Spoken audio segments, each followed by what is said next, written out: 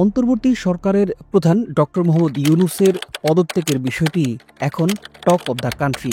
Doctor Mohammad ইউনূসের হতাশা প্রকাশ এবং পদত্যাগ করার ভাবনা প্রসঙ্গে নানা আলোচনার জন্ম হয়েছে। দেশের স্বার্থে দ্রুত এই সংকটের উত্তরণ ঘটাতে সবাইকে এগিয়ে আসতে হবে। তা না হলে পরিস্থিতি বিপজ্জনক বাঁকে মোড় নিতে পারে।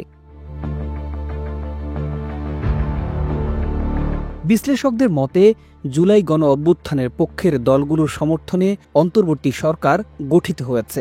এখন সরকারের তরফ থেকেই বলা হচ্ছে তাদের কাজে বাধা দেয়া হচ্ছে। অন্যদিকে বিএনপি ও জাতীয় নাগরিক পার্টি এনসিপি সরকারের কয়েকজন উপদেষ্টার বিরুদ্ধে পক্ষপাতের অভিযোগ এনে তাদের পদত্যাগেরও দাবি করেছেন।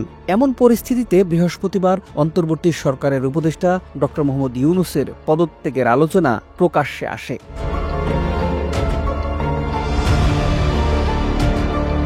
ওই আলোচনার পর দেশের পরিস্থিতি দ্রুত নাটকীয় মোড় নেয়। ডক্টর ইউনূস পদত্যাগ করলে দেশে কি ধরনের পরিস্থিতি তৈরি হতে পারে সেই আলোচনাই এখন চারদিকে ঘুরপাক খাচ্ছে।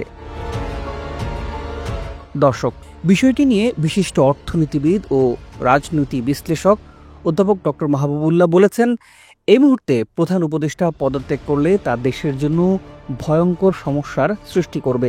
ওই সমস্যা থেকে বেরিয়ে আসার মতো সক্ষমতা বাংলাদেশের নেই।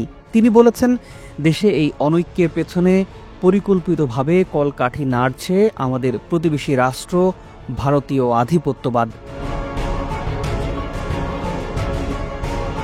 কোনো না কোনোভাবে গোলযোগ দেখিয়ে, দেশ শাসনে ব্যর্থতা দেখিয়ে এখানে আবার পতিত ফ্যাসিবাদীদের নিয়ে আসতে চাচ্ছে দেশটি। প্রায় একই ধরনের মন্তব্য করেছেন সুশাসনের জন্য নাগরিক সুজন সম্পাদক ডক্টর বদিউল আলম মজুমদার। বর্তমান রাজনৈতিক ও অর্থনৈতিক প্রেক্ষাপটে ডক্টর মোহাম্মদ ইউনূস পদত্যাগ করলে দেশে বড় ধরনের ছন্দপতন ঘটবে বলে মনে করেন তিনি।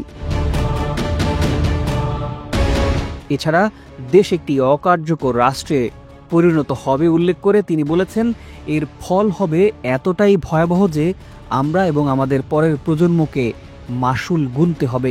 পরিস্থিতি মোকাবেলায় জুলাই গণ অভ্যুত্থানে যুক্ত সব শক্তি ঐক্য প্রয়োজন মন্তব্য করে তিনি বলেন, দুর্ভাগ্য তারা এখন একে অপরের সঙ্গে দ্বন্দ্বে জড়িয়ে পড়েছে। ফ্যাসিবাদ বিরোধী শক্তির মধ্যে এই দ্বন্দ্ব যত বাড়বে প্রতিপক্ষ ততই সুযোগ নেবে। এছাড়া জুলাই অভ্যুত্থানের পর দেশের মানুষ এক নতুন বাংলাদেশের স্বপ্ন দেখছে। ওই স্বপ্ন ধূলিসাৎ হয়ে যাবে ডক্টর ইউনূস পদত্যাগ করলে।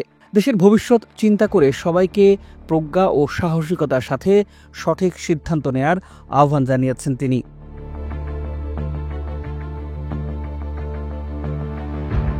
জুলাই গণ অভ্যুত্থানে আওয়ামী লীগের পতনের পর অধ্যাপক ডক্টর ইউনূসের নেতৃত্বে গঠিত এই অন্তর্বর্তী সরকারের প্রতি সেই আন্দোলনের ছাত্র নেতৃত্ব বিএনপি, জামায়াত সহ সব দল সর্বাত্মক সমর্থন দিয়েছিল। এত বড় সমর্থন পাওয়ার পরও সেই সরকারের ব্যর্থতার অভিযোগ কেন আসছে, এমন প্রশ্ন তুলছেন রাজনীতিক এবং বিশ্লেষকরা। কেউ কেউ বলেছেন, এই পরিস্থিতির জন্য সরকারেরও কিছুটা দায় আছে। রাজনৈতিক দলগুলোর সাথে সরকারের দূরত্ব তৈরি হয়েছে। করিডোর, চট্টগ্রাম বন্দর ব্যবস্থাপনা বিদেশিদের হাতে তুলে দেয়া সহ বেশ কয়েকটি ইস্যুতে সরকারের পদক্ষেপের বিরোধিতা করছে রাজনৈতিক দলগুলো।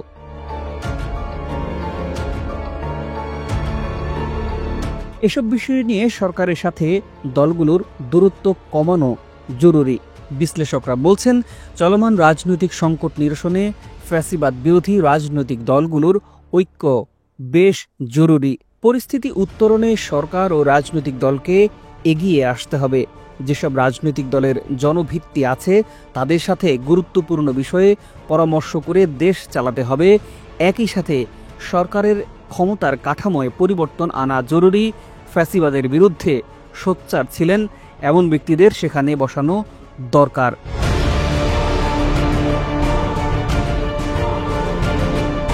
দর্শক, ডক্টর ইউনূসের পদত্যাগের বিষয়টি নিয়ে আপনার গুরুত্বপূর্ণ মতামত জানতে চাই আমরা। মন্তব্য করে আমাদের জানাতে পারেন। আজ এ পর্যন্তই। ভালো থাকুন, সুস্থ থাকুন।